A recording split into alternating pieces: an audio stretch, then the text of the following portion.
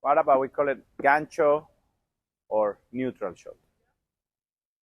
Or my, my $1,000,000 shot. Like, how can you call it? Like, I mean, it's a shot that yesterday I did that because I know I can be there all day playing that shot. I'm not gonna miss the potato. La patata. All right, guys. Another amazing tip on your overhead.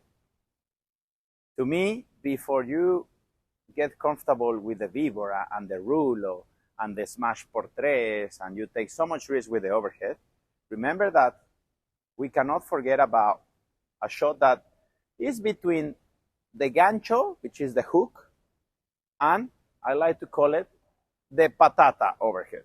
In English, the potato overhead.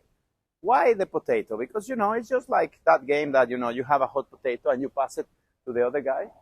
You don't throw it. Yeah, you pass it so carefully, and you make sure that the potato doesn't burn you. So you keep passing it, and then whoever gets, when the time is up, whoever has the patata loses. Well, that's the concept of the word and the term, the potato overhead. Yeah, you just need to pass the hot potato on the other side. Now, that shot, to be a shot that you can trust, we call it the $1,000,000 shot. Yeah, you can trust it. Is that because you are playing with a simple preparation that I encourage you to have, but you are not putting any edge or any kick.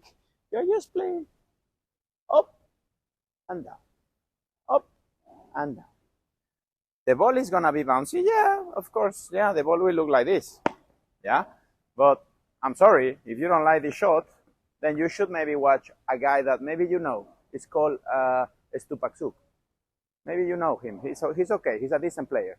And his fucking overhead bounces like this, guys. Yeah? And you think that's a problem?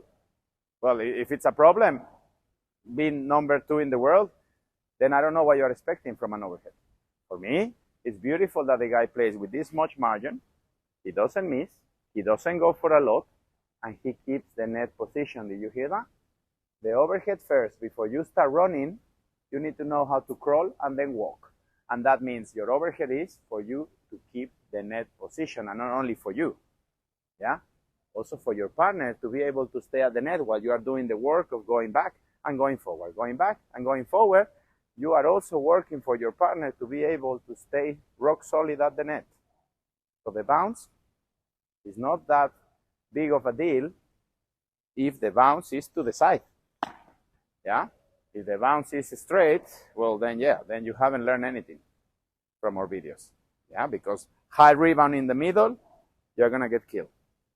If you play middle, you play shorter, so there is no rebound. If you play to the sides and you need to play with margin, it's okay that you play with some rebound, especially if the ball hits the sidewall first.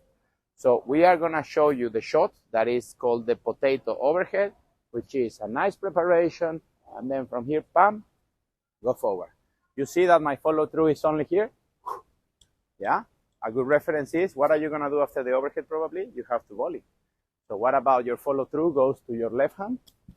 So then you're ready to volley.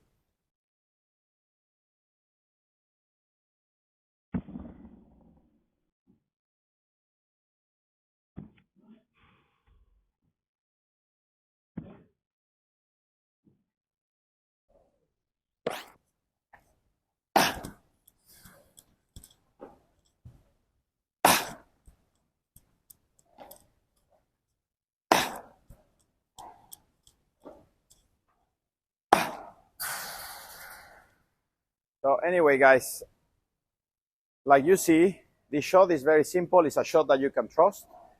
And one of the main reasons why I will encourage you to play with the ball high is because you will have options.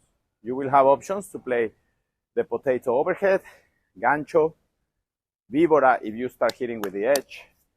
For me, when you are told to let the ball drop, you don't really have that many options. And then the margin that you have to clear the net is much smaller.